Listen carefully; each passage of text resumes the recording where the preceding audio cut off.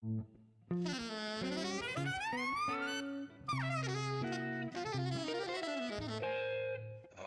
Jazz.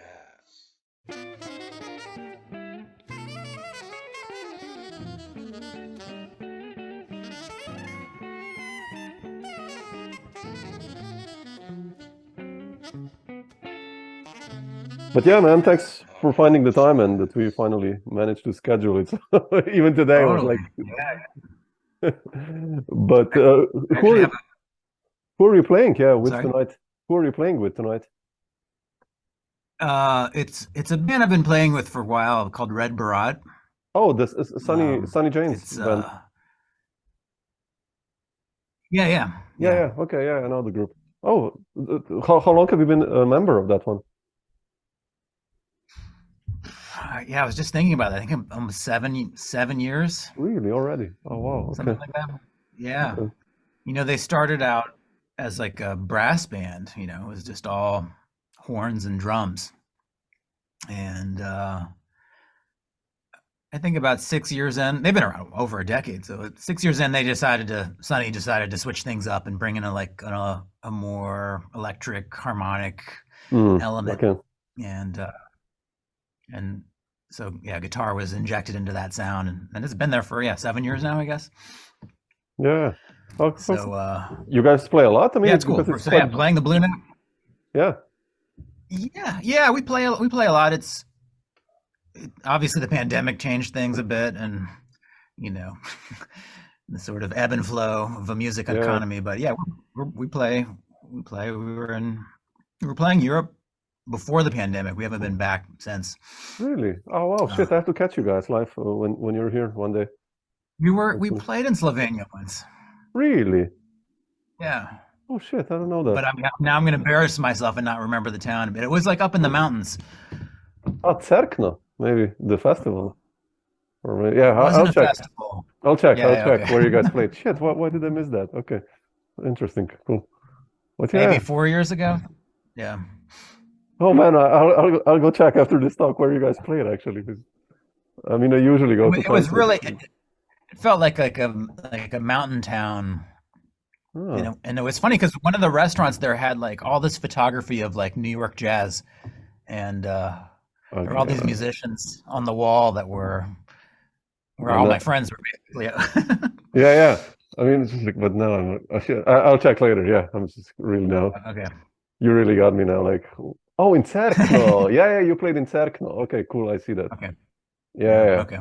Yeah, that's like in the middle of nowhere. I had a tour now in October, and we drove from Germany to this town, and we were like 20 kilometers in front. We entered from the north side, and then like just like in the middle, it was a road closure. I was like, and we had to go like 1.5 hours all the way around the mountains. Like, oh yeah, it's like really in the middle of probably nice view. Yeah, that's true. But Jonathan, I wanted to start this talk like with you've been present on so many records that I really love. I first heard you on a Jeff Davis record like a long time ago. I don't know, 2010 or 9, I think it was.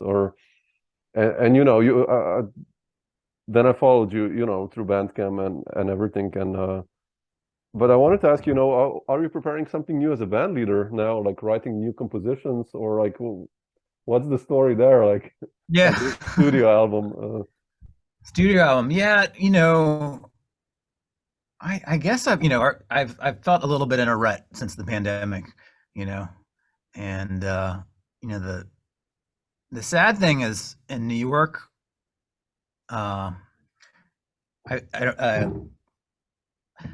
my reality is sort of a lot of the bands that I was in and a lot of my close friends, not all of them. There's a lot of my colleagues that are still here, but I feel like every band I was in that was active, somebody left.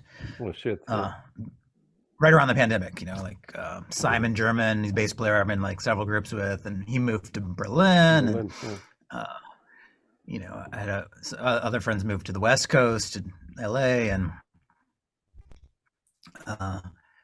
so yeah, it's been a weird time, I guess, for everybody, obviously.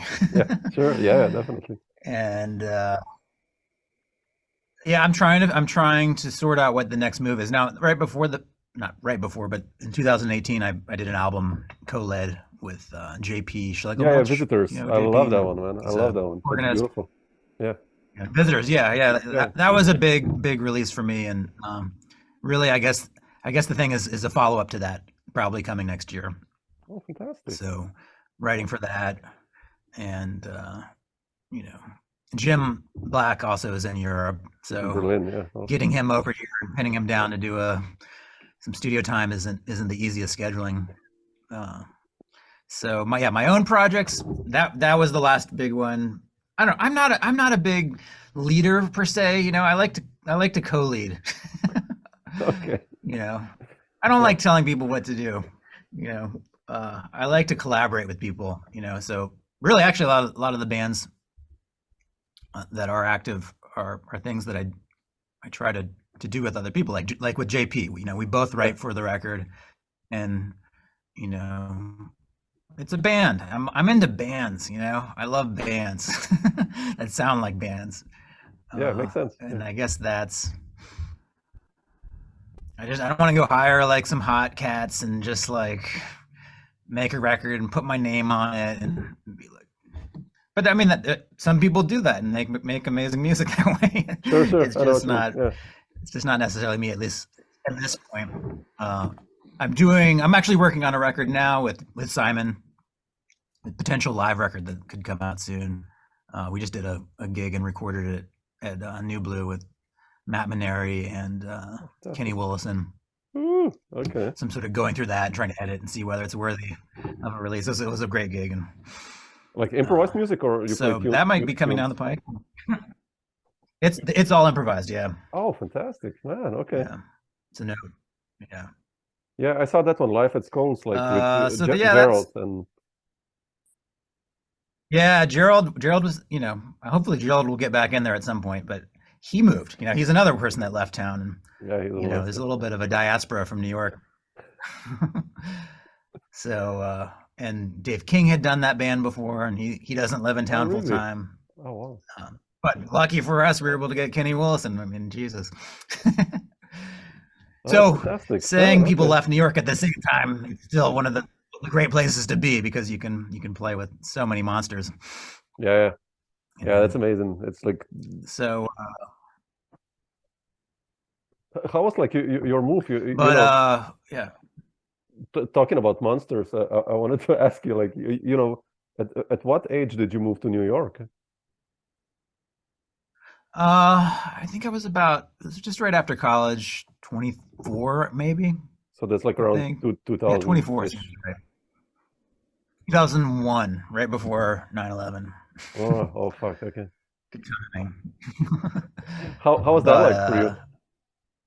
The move to New York. I mean, like these connections, first connections, and you know what, I had my history. I have family in New York. I actually grew up in Florida, oh, okay. which was just like a cultural desert, you know. It's just, you know, I could not wait to leave growing up there. And, you know, and in some ways it sort of informed me because it was so uninspiring. You just could stay home and play guitar and practice music and listen to music. And that was how I got by down there, was just digging deep into music in my teenage years. But then I went to school in Colorado, and actually met Jeff Davis out there. Ah, So okay. we're old friends from the 90s, you know. But your question, how did I find? Well, yeah, so I'd been coming to New York with a band I was in college. We used to play. We'd drive out from Colorado to New York, and we'd play the Knitting Factory and this club called Wetlands, and we just, you know, it was like, you know, the place to be, you know, especially as like a 19, 20-year-old musician. You know, it's just like all our heroes were there. It was so vibrant back then. And, you know, coming to New York and, you know, going to see Jim Black play or Kenny Willison play or, you know, whoever, Bill Frisell, you know, like, anyway, so yeah, I've been getting my foot, you know, I've been having a lot of experiences in New York playing and stuff. So it seemed sort of obvious to give it a try when I finished college. And so yeah, 2001, I moved out, and I had to work. My Jeff Davis, who you mentioned, was in getting his master's at Manhattan School, and he immediately introduced me to all his classmates, and I would go up to his school to do sessions and stuff. And they always joke that I sort of got the best of Manhattan School of Music without having to pay for it. Yeah, exactly. So I met Ivan Opsvik then, and Jason Rigby, and a bunch of people I'm still playing with to this day. So it was a nice sort of easy landing in New York, actually, to have a sort of community here already. I think I met Andrew D'Angelo sort of early on in New York. Oh, really? Oh, okay. And, yeah, I love him. Yeah. It was amazing, blew my mind. And yeah, he was somebody I was listening to in college. I was buying his records. And so to come to New York, he was one of the first guys that I was like, wow, I'm playing with these, these guys I've been listening to, Stephen Bernstein too. Like I got to sit in with Sex Mob when they were playing Tonic. Oh, really? Oh, how cool, man. It was just so impressionable for me at that age. And then, so yeah, Andrew, he started a big band. And I got to play guitar in that. And that was sort of insane how many people I met through that experience, because that was, it was just sort of like, a really great cast of Brooklyn musicians, and some people I knew, like Jim Black was playing, and that was how I met Jim, and some younger people that became my close friends, and so that too opened up the door. So yeah, it was a nice sort of early start in New York. Interesting. Yeah, that's what I also thought I feel like I caught sort of the tail end of. I guess this is a big topic in conversation, but the sort of transition from basically the millennium, right? And people going out to hear live music all the time, just like, it was just a different scene back then, and New York wasn't so insanely expensive, so there were a lot more clubs and places to play, and it was more localized, and Manhattan was still a thing. Now everybody's like on the outskirts of Brooklyn. It takes an hour to get anywhere, Bizarre, man. Yeah, how it changed. Yeah. But the world has changed, and I don't know. Yeah, and sure. There's still great things here in New York, and definitely great people, and it's one of the few places I can imagine being, just because of the community. Yeah, definitely. But you mentioned Florida, and when I listen to you, it's like you have like really one of the most unique sounds, or you managed to develop your own language, which like in a guitar world especially, I think it's so hard, because it's you have all these different streams, I'll say, but like when you were in Florida, what were the guys you started listening to? Like, I imagine lots of rock guys also, right? Or in the beginning, or not? Or oh yeah, sure, definitely. Well, and thank you for saying that. That's like the greatest compliment I could possibly get. Yeah, I had a very small group of people that were like my older brother and my best friend, and we we just sort of discovered this music. I was in, I actually played drums before I played guitar when I was 12 years old. Okay. So I played drums, and I was playing Led Zeppelin and Pink Floyd and that kind of stuff. Like and that world sort of opened up, this notion of improvisation. Listening to like a 20-minute version of Dazed and Confused, or a lot of the early Pink Floyd stuff, which is my favorite, is so experimental, and it was like, wow, you can do anything with music, Yeah. And that sort of led, I think my older brother was like, you should check out Miles Davis, and it wasn't even Bitches Brew. I think it was Pangea. Oh, yeah. It was like the first Electric Miles record I heard, or first Miles Davis record. I think I'd heard Kind of Blue, but and I always loved jazz and appreciated jazz, but it was like that wasn't where I was coming from in terms of what I was hearing with like electrified guitar, you know. Yeah, yeah. You know, the thing that attracted me to guitar when I got into it was all the sound you could get out of it and the sort of power of it and the sort of effects you could do with it and textures you could create with it, you know. And so yeah, sure, I'd heard Westcott Montgomery and like I appreciated it, but it wasn't like that's it, you know. That's what, you know, that's the voice I want to try to emulate. It was more like I heard Pete Cozy and Reggie Lucas on Pangea, and I was like, wow, that's like, you know, they're making this music from another planet. I'd never heard anything like it, you know. And then of course that led to, I have to check out more Miles, and it was John McLaughlin and Bitches Brew and Silent Way, and that was really just like blew my mind, you know.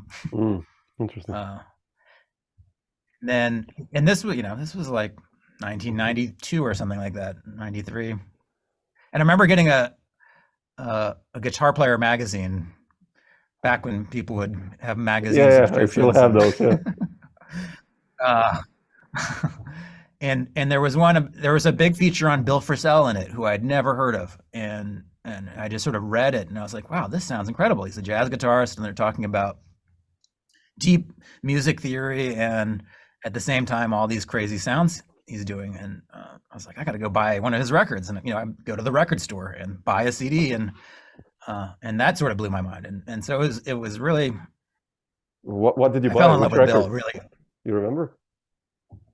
I think it was the new one at the time, and it was like, I think it was Where in the World. Oh yeah, that's beautiful. You know, with Hank Roberts, Joey Barron, Kermit Driscoll, and yeah, never heard anything like this. This is amazing. And all you know, back then, yeah, and probably still now, it's like you would buy one record and you'd be like, oh my god, so now I have to see what record Joey Barron's on, and exactly, yeah, I love that. Yeah. What else is Bill on? And Bill was on a million records, and they were all amazing, you know. Like then I'm like, oh, John Zorn, I got to check out, you know, and Naked City and all this stuff, and this is, you know, this is in a small town in Florida where there's no scene, zero, zilch. I was like the only kid in my high school that was interested in this music. But it really spoke to me. Yeah. Anyway, so yeah, I love that. I love Frisell too. Yeah.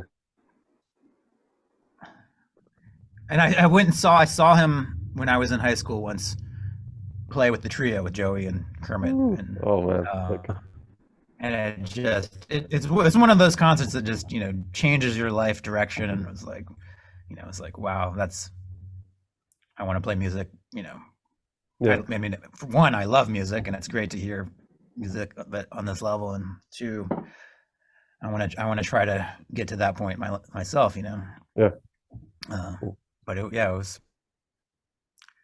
But you know, but yeah, back to your earlier point, I've always been influenced by other stuff and rock and world music and whatever, you know. And so I've never felt, you know, maybe for a second when I was an undergrad, I sort of became a jazz nerd, where it was just all jazz and that's it. But it was only for a few years. And yeah, good. You know, I was a big Michael Hedges fan. Do you remember Michael Hedges? Really? Yeah, I love him. Sure.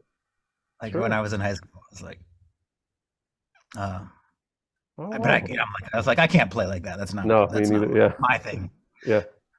But I saw him live too before he died, and that was mind blowing, you know. Yeah, I love it. He's one of the most underrated guitar players I think ever. Yeah. You know, such a monster. Like the tunings and what he does, all this. Yeah, it's bizarre. I love that. I would love if somebody could get his, like, the records and remix them without like the 80s digital reverb edition. Yeah. I know it's part of it, but it'd be like, I'd love to hear a remix of those records. Yeah, where the tapes are. That would be cool to see. Yeah. Because you really have to have a high tolerance of Lexicon digital reverb. Yeah, they love that. But you know, that's true of a lot of 80s and 90s production. Yeah, definitely. What made you decide to go to Colorado then to study, actually? Well, I guess this applies too in that you know, and this maybe this ties this back into what you're saying is like, you know, I sound, again, this is the greatest compliment to hear that I sound like myself, and you know, and I mean, I know I'm emulating other people, but maybe No, but I'll it's just explain me. this.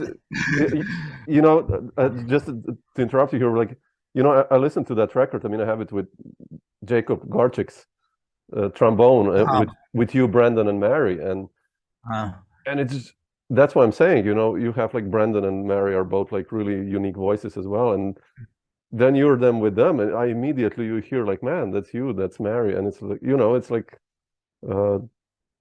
yeah, it's a tough thing to achieve in a cool. guitar. Yeah, they're amazing, and they're yeah. So, but yeah, sorry, I interrupted you. Yeah. Well, part of that, and this part of that goes to what your question was. What, you know, was like going to Colorado to study. Well, I didn't go to study music. You know, really? I just went to you know, I just went to a state university. I didn't know what I was doing, and I was just like, I'll figure it out when I'm there. I moved to Colorado because I hated Florida. Okay. You know, I was like, I need mountains and snow, and at least that in my mind was what Colorado was, and so I just went to the University of Colorado, and it's, you know, just a big state school. They have a music program.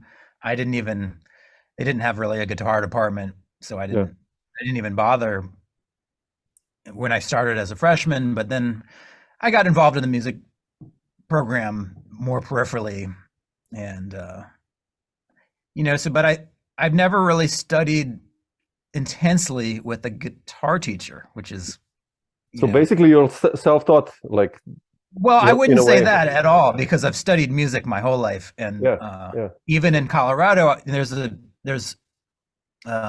took, you know, whatever, I did all the jazz theory courses and in the university, but I also connected, most importantly, with somebody that lived in the town at the university, Art Landy. I don't know if you're familiar with him. Oh yeah, with Paul McCandless. He's the guru, man. Yeah. I love Art Landy. Really, he is the guru. He is the guru, and so he became my guru for my time there.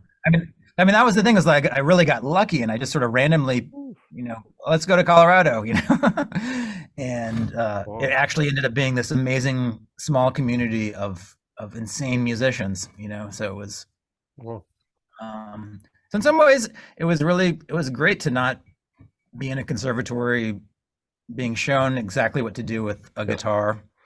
In other ways, I miss that, you know, and I have weak spots in my playing, and you know, I'm like, man, I wish I'd gone to a conservatory and got this shit out of the way early on, you know. Learned to play bebop when I was 19, you know, and you know, but maybe that, you know, maybe I think mostly it's a good thing that I didn't. I think so too. But I got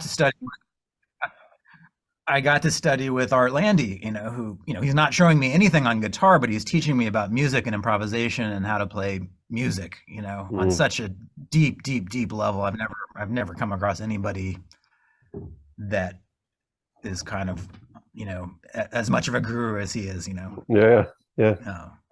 Just, he's one of the most underrated musicians in the world, you know. Oh man, definitely. He's like a. Wow, that's incredible. And then, you know, there were also, and Ron Miles was in that area too. Yeah. And Ron became a friend, and, you know, I miss him, and he was a big influence, you know, and he was doing, you know, he was a jazz trumpet player, but his music back in the 90s was pretty rock influenced. You know, you could tell he was like checking out Nirvana, and like he had a tune called Cobain, you know, like. Yeah. So again, it was this, you know, he was the deepest of jazz musicians, but like, you know, was drawing from everywhere, and which doesn't seem like a big deal now in the 21st century, but like back then, it was unique to be like, you know, you don't have to play in this so, you know, specific style, you know, you can just make music, you know. So, and that's what attracted me to, ultimately, I realized that New York City was where that was sort of the golden age of that was happening, you know, at the time, and that's why I wanted to come here, with the Knitting Factory, you know, being sort of ground zero for that. And yeah, so I'd go play in New York with my college band, and we'd be playing in the small room in the knitting factory, but then like up on the main stage, it would be, I remember one night it was like Derek Bailey and John Zorn playing duets, Ooh, you know, and then Bobby Previtz playing in the tap bar, you know, doing his like Miles band. And it was like, it's just crazy. And I so appreciated it. Yeah. You know, and back then there were, you know, like Zorn and Derek Bailey, there was like 200 people out to go see that, you know, at the Well, day. And, yeah, that's you know, and it wasn't a bunch of musicians. It was actually like New Yorkers that just wanted to hear music, you know. yeah. Just, you know, these days it feels like most jazz gigs you're playing to a bunch of other musicians. You know? Musicians, yeah, that's The musician audience. yeah. Or Germany. Like in Germany, it's like the Yeah. most audience is like above 65 men, which is Right. I mean, it's cool, but they, you know, they buy CDs and everything, but it's just like for the vibe, it's sometimes really, really, really funny to see. Yeah. I played at Murs Festival this year Oh, really? for the first time, and it was incredible, and I absolutely loved it and appreciated it. But that was definitely part of the vibe that you just expressed. Who did you play with? Sana Nagano, Oh, shit. she's a Oh, yeah, violinist. the from violin player. Japan. Yeah. Okay. Oh, wow, fantastic. Okay. Yeah, I'm sort of subbing in her. That band was Smashing Humans. And Fantastic. she has a new project too. We're working on right now, so Oh, that's probably have a new record next year. yeah. But you know, when entering New York, and you said you don't like being a band leader, but like, but still, you know, there's like at what stage, like, did you decide to actually start in a way co-leading or leading bands when you were in New York? I mean, I know there's some footage from from Barbès, like quite early one with Jim Black and Todd Sikafus, and I guess that was a band in a way or not. Like, I mean, how did you start forming your own bands? Like, how was that happening? I mean, yeah, like Todd and Jim. I don't even know whose gig that was. That's a killing one. I love that. It's burning, man. Yeah, so long ago. Yeah. Yeah, no, I mean, I'm always happy to like lead and booking a gig and pulling some people together to improvise, you know. But I just have, you know, it's me, and I think it's a weak spot. I wish I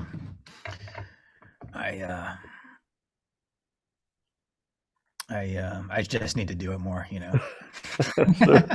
Yeah, it's like or not. Or not. Yeah, yeah. Why not? We have each our own story in a way, right? But so. Yeah, you know, I'll throw a gig together and, you know, get some cats out and play some music.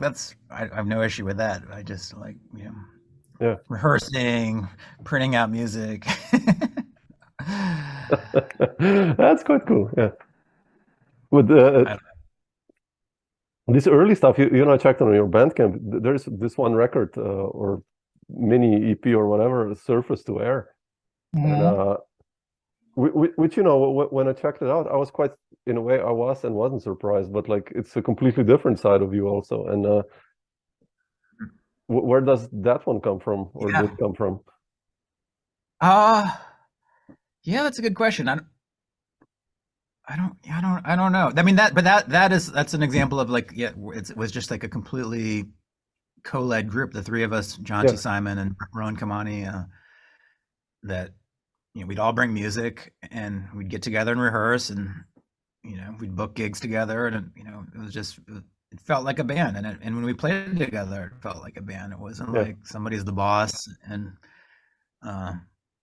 playing acoustic guitar. I think it was just a challenge for me at the time, where it was just like, let's do something different. I have this acoustic, I like to play it, and you know, actually sometimes when we play live, I'll play electric, but depending on how much work I want to do. Yeah, sure. Acoustic live is such a challenge sometimes. Yeah, definitely.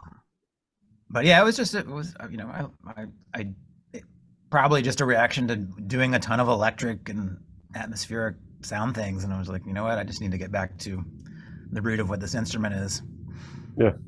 And I sort of, I alternate between sort of this feeling of, you know, needing a palette of sound or not, you know. And sometimes I'm just like, you know what, I'm gonna plug in straight. I played a gig the other night where I brought my pedal board. I'm like, I'm not even gonna plug it in. I just went straight into the amp, and it was so refreshing. Yeah, sure. I know what you mean. Yeah. Yeah. You know, so. But when did you start experimenting with pedals? When did you get interested into that? Oh, like, from the beginning, you know, I've always been a gearhead. Okay, really? Okay. So you still investigate new sounds and new pedals like now, like researching or searching or? Yeah. I do. I'll buy stuff, and then if I don't like it, I'll just sell it, flip it. Okay. And, I lost my train of thought there for a second. Yeah, the pedal thing, I feel like, you know, it's become such a thing now. Well, yeah. First of all, like hearing Bill back then in the '90s doing stuff with pedals was super unique, and I immediately was like, how does he? You know, how can I get a 16-second delay? Yeah, and they were make them anymore, and they're impossible to find, and you know, so it was the quest to be able to like make loops and textures and stuff, and I've always sort of had, you know, even as a kid, I had a home studio, so, you know, sound has always been a big thing to me. Okay. Just the timbre of the guitar, you know, tone is a big deal. I mean, I guess not all guitar players, but hopefully guitar players are thinking about their tone and you know, the whole you know, the whole shebang of making music and the tonal quality of your instrument and sounds you're making. But yeah, I still have pedals, and sometimes I fully go in. Yeah, I like that with you. You know, it's. I think the thing for me, I think that I've always had a philosophy about pedals was using them really as like an instrument. I've never been big on like trying to color my guitar sound, you know, like I've never been big on harmonizers or, you know, I want to get a really good guitar sound, and then I want to be able to make sounds that don't sound like a guitar. Yeah. And juxtapose those and use them against each other, you know, and so that when I get into the pedal world, I'm always sort of thinking about that, like how can I use these as an instrument, you know? Yeah.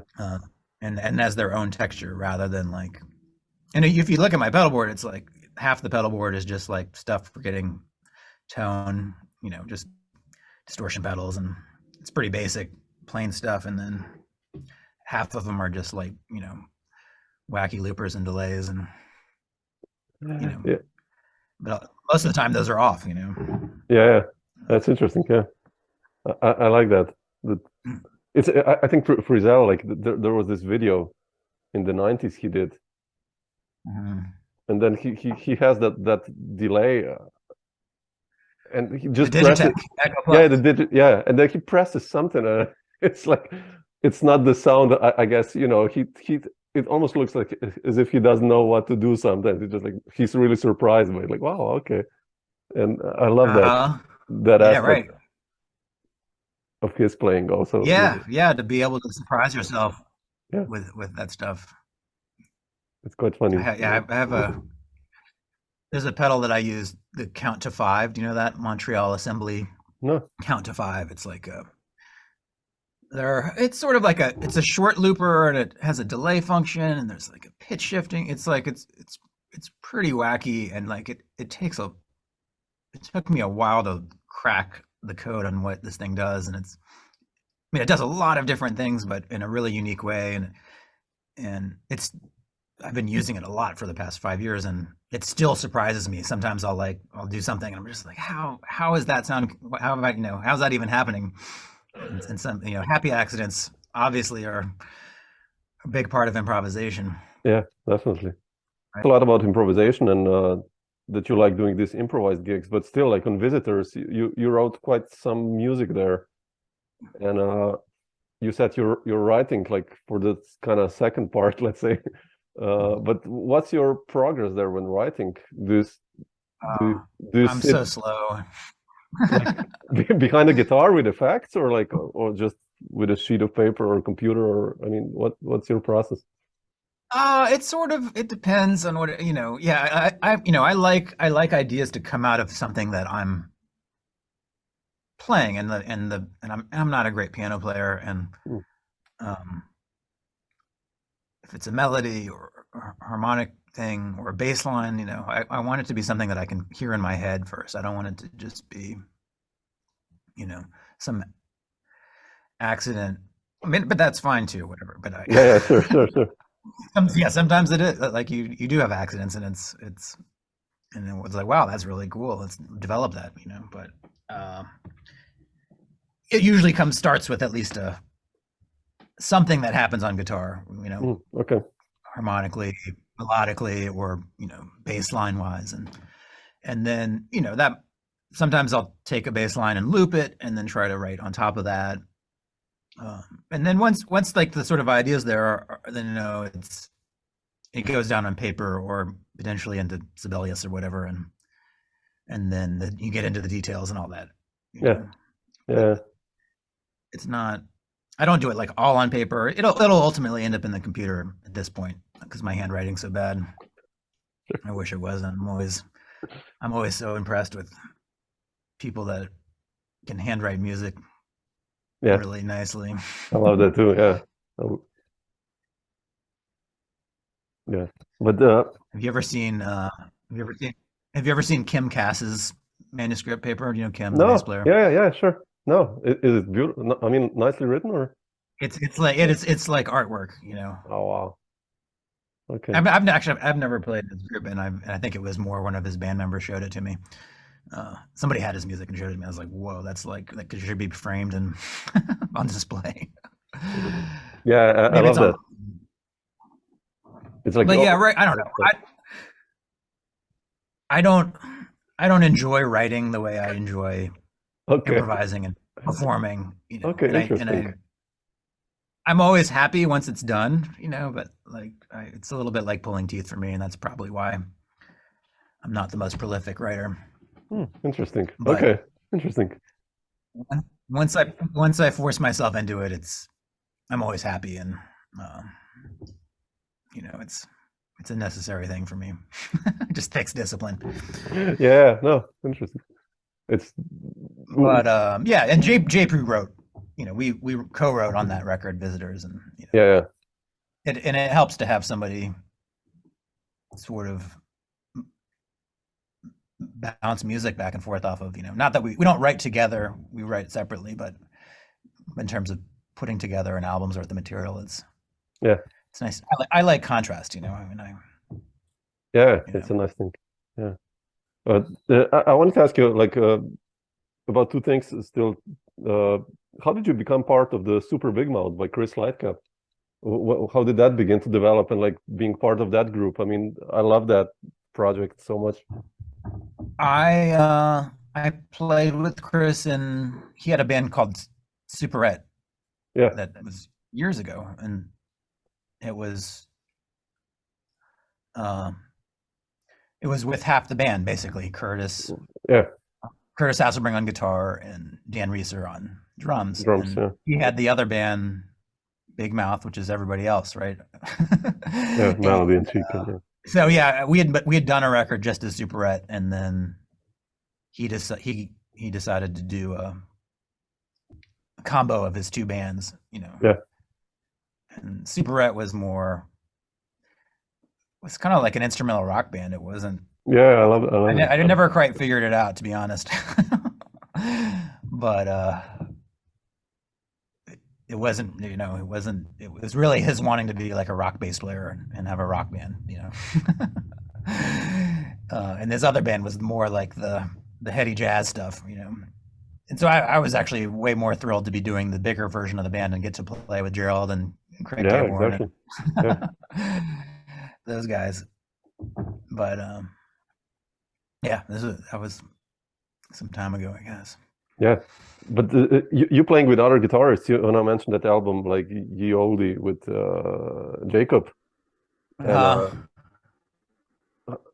how did you guys? I mean, or you playing with Curtis Hasselbrink on in Chris's project, and like playing with other guitarists, especially that one with Brandon and Maneri. I mean, I love that. And how did you guys find space? How much did you talk about it? And playing with other guitarists, Well, it can be quite yeah. guitarist tricky in a way, if I put it like that. Or It absolutely, yeah. It can be tricky. It can be a headache too. yeah. It can be amazing. Yeah, also, yeah. The thing with Jacob's band, and to give Jacob a lot of credit, was like he heard us. He knew all of our voices and knew we would all be unique, like you said. And the music he wrote was for us. He wrote it for us, and it was super clear. Cool. Yeah. He's the opposite of me. He can write amazing music easily, efficiently, and he just made it really easy. And Mary and Brandon and myself have all been friends, so it wasn't any getting used to. It was just we just had fun, but Jacob knew what he was doing when he put that band together. Did you guys do live gigs with that group, or? Yeah, we did a few. We did Winter Jazz one year, played like some Burlington Jazz Festival, Iowa Jazz Festival. Yep. Interesting. Although, sometimes Ava Mendoza got in the mix for. I think Brandon might have missed one, or Mary might have missed one. So she was the sub. The sub, yeah, interesting. Oh. Cool. Yeah, and then other guitar players. Sometimes it's not so easy. Yeah, I know it can be. Maybe I shouldn't mention any names. No, but I know what you mean. I should not. I know what you mean. But speaking of double guitar, I just saw finally this record that we recorded last fall is coming out, and this was a big, huge moment for me. Because it's with Jim Black's quartet, and the other guitar player is Keisuke Matsuno. Okay. And Simon Jermyn is the bass player in it, and obviously Jim on drums. And we're doing the Bagatelles that John Zorn wrote. Oh man! And so we were playing in the city when John first wrote the Bagatelles and was workshopping this music. He wrote like, I don't know, it's over 300 tunes. Yeah. Something like that, the Bagatelles book. And instead of doing it like Masada, like he'd done in the past with his own band, he basically farmed it out to all these sort of some young, some not so young, like New York bands and stuff, from jazz to full on rock bands, Yeah. Anyway, he asked Jim to do one, and Jim asked Simon and Keisuke and myself. And this was probably I'm guessing 2012 it started. And I was, again, I'm ecstatic because I'm playing with my hero, Jim Black, who's one of my favorite drummers on the planet. And then we're playing John Zorn's compositions. That's amazing. Yeah. Who I've been listening to since high school, and it's just the godfather of modern New York experimental jazz, Yeah, that's nicely put. Yeah. So it was a big deal, and it's still a big deal anyway. And we played at the Stone a bunch, and John workshopped the music with us, which was just incredible, and just really insightful in a different way to rehearse a band than I've ever done, and totally respected and appreciated it. And we actually got to play the Village Vanguard, one of the John had a whole week for the Bagatelles, the different bands. We didn't do the week. We got to play one of the sets. But still, man, that's beautiful. That was probably one of the high points in my career, and to be in the Village, man. And so then it seemed like Jim moved to Berlin around then, and the Bagatelles project sort of seemed like they simmered down a bit, and And then right before the pandemic, he asked Jim to do a record, and we got shut down because it was supposed to record in April of 2020. Yeah. Because I just wanted it to get documented because we'd done so much work and, Yeah, sure. really played the shit out of this music. And it's my dream to be on a Sadiq record, Sure. But beautiful. So Looking I forward had to a hear bad that. feeling that was the end of the story, but Looking forward to hear this one. So, yeah. So anyway, I ended up going out to Berlin to do the record last fall because all those guys live out there now, and Yeah. And yeah, it's coming out finally. Fantastic. The new Bagatelles box set, something like that. This is a plug for John Zorn. Yeah. That's cool. No, looking forward to hear this. What about for the future, Jonathan? But Keisuke, sorry, just to say, Keisuke is really fun to play with. Great guitar player, and yeah, it's a really great give and take with him. Yeah, it's obviously playing with other guitar players. I think one of the big things is making space. Yeah, it's. I will not name names, but like just one, like the trio with Aldi Meola, Paco de Lucia, and McLaughlin, right? Right. I mean, when I was like a teenager, I loved that one. But the other day I heard it, I was like, man, this is so too much. It's just like. Yeah, it's just Shredfest, right? Yeah, and then you hear whatever with Frizzell, and you're like, man, he plays one note, and it's or Abercrombie or whoever those guys, Yeah. Really interesting. I mean, I still love McLaughlin, but to me, it's everything before, like, I don't know what year it was, but like 1973 or something. Extrapolation, man, that's killing. That's one of the best. All the Miles stuff, the Tony Williams stuff, even like the first Mahavishnu record, and like the Shakti stuff. And then it was like he almost got. I have the most respect for him on the planet. I think he's one of the greatest guitar players to ever live. But there was a point where he almost got too good. It's like it's so clean now. Yeah, in those early days, you hear him struggling, and like you hear the humanity in him, and it's like that's what I miss now because he's such a fucking machine. Yeah, true.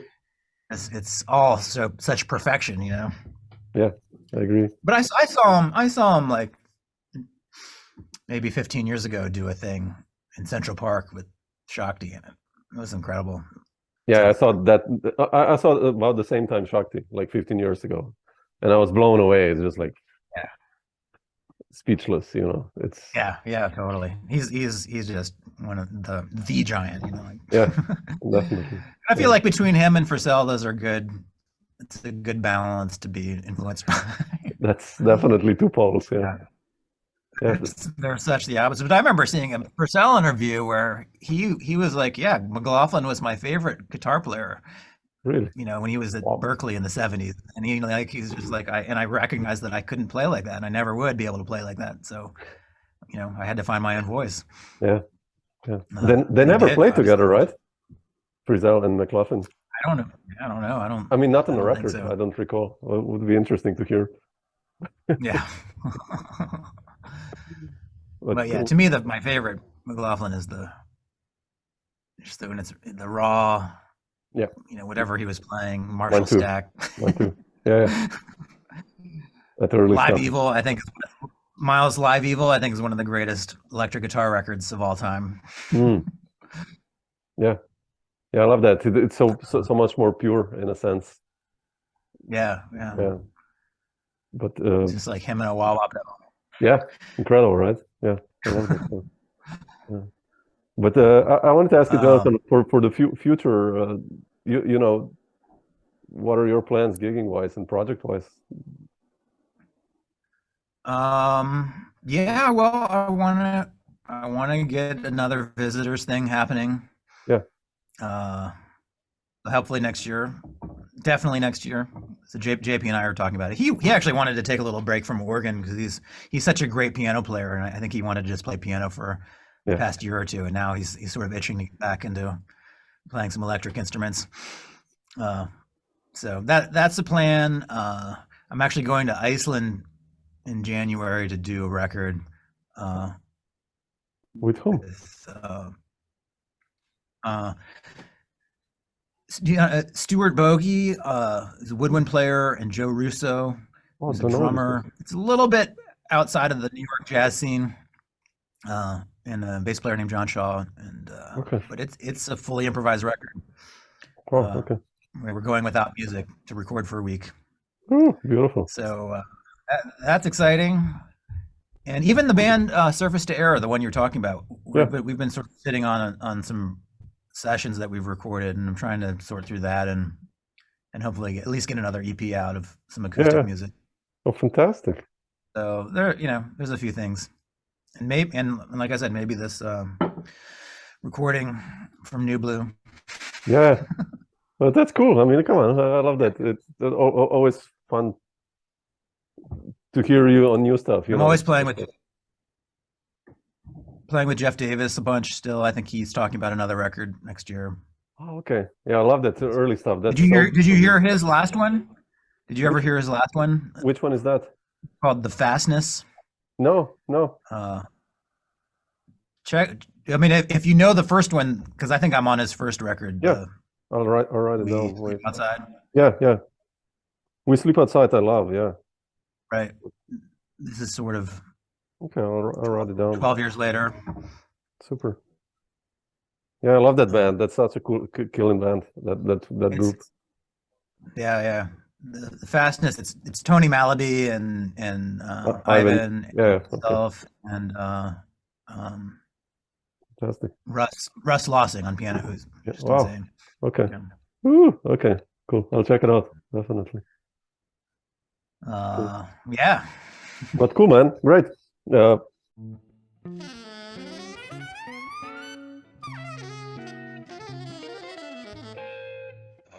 Jazz.